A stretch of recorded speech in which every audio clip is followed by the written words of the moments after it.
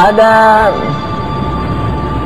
pertanyaan mengatakan bahwa benda ini bisa dilihat karena lambat gerakannya. Kalau gerakannya cepat, jadi apa? Hah? Iya, jadi apa? Jadi hilang atau jadi tidak terlihat? Nah, jadi tidak terlihat, nggak apa-apa. Tidak terlihat tapi tetap ada. Peduli amat, yang penting ada, volumenya ada. Nah, jadi benda itu dia berjalan cepat kemudian tidak bisa dilihat, atau misalnya lambat kemudian bisa dilihat, itu tidak mempengaruhi konsep kebendaan, kecuali ada hal lain yang mau ditanyakan. Apa yang membedakan, ada pertanyaan, apa yang membedakan gerak lambat atau cepatnya gerakan atom? Apa yang membedakan? Siapa yang mengatur gerak atom? Ya, non materi, yang kita katakan rohnya semua keberadaan. Jadi batu punya roh, tanah punya roh, air punya roh, udara punya roh, dan semua bertasbih. Punya roh. Tidak mungkin tidak punya roh. Kenapa? Karena kalau tidak punya roh, tidak punya sisi non materi. Kalau tidak punya unsur non materi, berarti dia materi. Kalau punya materi, berarti dia tidak mungkin tahu. Kalau dia tidak tahu, tidak mungkin menyengaja. Kalau tidak menyengaja, berarti gerakannya apa? Kebetulan. Dan kebetulan resepnya apa? Rumusnya tidak mungkin melahirkan kesamaan. Padahal atom ini sejuta kali bergerak, tetap ada yang lambat, ada yang cepat. Tidak pernah berubah, jaraknya tak pernah, dan seterusnya. Kalau begitu ada kesengajaan di dalam gerakan atom. Kalau ada kesengajaan, berarti ada pengetahuan di penyengajanya. Ketika ada pengetahuan, berarti ada non materi. Kenapa? Karena tahu ilmu, yakni hadirnya sesuatu pada sesuatu. Sementara materi tidak hadirnya bagian dirinya, apalagi orang lain. Saya di papan tulis tidak hadir. Papan tulis bagian atas dengan bawah tidak hadir. Jangankan itu, terkecil dari papan tulis yang namanya atom, proton elektronnya tidak hadir. Jangankan proton neutron, protonnya sendiri bagian atas tidak hadir pada bagian bawah.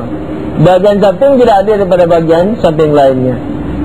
Proton saja tidak saling hadir, apalagi atom, apalagi papan tulis terdiri dari miliaran atom ini. Kalau begitu, esensi materi, esensi ketercerai-beraian, bukan kehadiran. Kalau begitu dia tidak mungkin tahu. Kalau tidak mungkin tahu, tidak mungkin menyengaja. Kalau tidak mungkin menyengaja, berarti gerakannya kebetulan. Padahal kebetulan tidak melahirkan kesamaan. Dan kita lihat gerakannya sama, berarti ada kesengajaan. Kalau ada kesengajaan, berarti ada ilmu. Kalau ada ilmu, berarti ada unsur non materi pada setiap atom. Nah, dialah yang menyengaja kepada gerakannya itu. Nah, itulah rohnya. Dan itulah yang kata Allah, semua makhluk bertasbih, rohnya itu yang bertasbih. Karena dia yang tahu. Dan Allah dalam Al-Quran mengatakan tasbihnya masing-masing daripada benda-benda itu berbeda. Nah, orang yang tidak belajar filsafat mengira apa? Tasbihnya batu, kalau digelindingkan dari tempat tinggi, dia menggelundung ke bawah. Tasbihnya air, kalau ditaruh di tempat tinggi, mengalir ke bawah. Tasbihnya matahari bersinar, tasbihnya api membakar, tasbihnya es mendinginkan. Itu bukan tasbih. Tasbih itu memuji Tuhan awalan. Yang kedua, Allah mengatakan kalian tidak mengerti tasbih mereka. Sementara kita mengerti kalau cuma yang tadi itu. Adakah yang tidak tahu bahwa air itu kalau ditaruh di atas pasti mengalir ke bawah? Semua tahu. Sementara Allah mengatakan wala tafqahuna tasbihahum, dan kalian tidak mengerti tasbih-tasbih mereka. Nah, dengan demikian maka tasbihnya itu memuja Allah, dan memuja Allah itu adalah dengan ilmu, dan ilmu itu non materi. Oleh karena itu bukan materi. Dengan demikian maka masing-masing benda bertasbih. Maka kalau orang-orang dari Wahabi yang tidak mau belajar filsafat atau yang selalu mendaif-daifkan hadis yang tidak disuka, kalau melihat hadis Nabi mengatakan pakai cincin akik melancar rezeki, langsung tertawa, langsung mengejek. Kalau Nabi misalnya mengatakan memakai cincin akik insya Allah terlindung dari pembunuhan atau luka, langsung ketawa-ketawa. Ngejek-ngejek, apa hubungannya cincin? Itulah ukuran sahih dan tidak sahihnya hadis. Kepahaman mereka hancur Islam. Jadi kalau tidak paham, dhaif, palsu. Kalau paham, sahih. Padahal yang dipaham banyak yang salah, yang tidak dipaham banyak yang benar. Jadi Nabi yang melihat semua ini dengan mata Allah Subhanahu wa ta'ala, tahu tasbih-tasbih mereka itu, dan diberitahu oleh Allah. Bukan tasbihnya akik misalnya, ya Allah lindungi aku, lindungi aku, lindungi aku, lindungi aku, misalnya. Makanya ketika dipakai oleh manusia, dia dapat barakah dari doanya, terlindungi. Misalnya fulan cincin, doanya misalnya seperti besi, besi Cina khususnya, mungkin terbaiknya jenis besi. Ada istilah di dalam pertambangan atau perbatuan ilmu geologi pertambangan, ini batu cincin-cincin maksudku.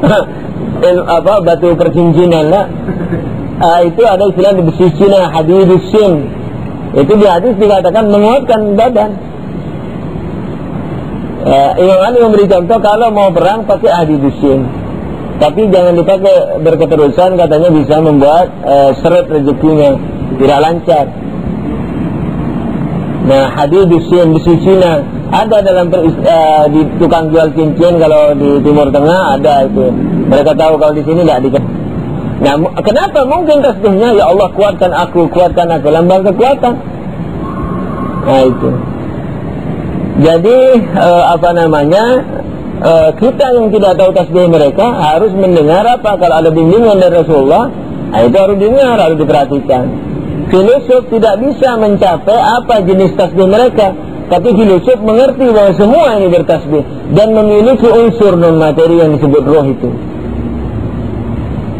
Dalam hadis sampai pernah Nabi mengangkat batu, ini kalau kalian tidak percaya, digenggam batunya sampai keluar suara cicit daripada batu. Umpamanya seperti itu.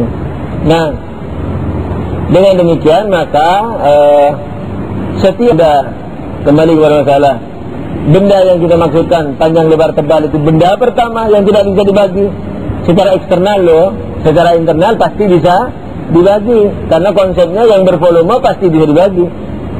Nah, benda terkecil yang tidak bisa dibagi, apa saja itu bentuknya, apa proton atau hal lain, itulah yang dimaksud benda dalam definisi filsafat yang disebut substansi memiliki 3 dimensi. Bukan benda yang kita lihat ini. Benda yang kita lihat ini sudah benda kedua, katakanlah begitu, benda ke-1.000.000, benda ke-1.000, benda yang sudah berproses-proses wajahnya, formnya, jadi tanah, jadi beras, jadi apalagi mani dan seterusnya, jadi darah kadang-kadang. Jadi ini adalah pandangan Demokritos dengan sedikit pembenahan. Jangan lupa itu.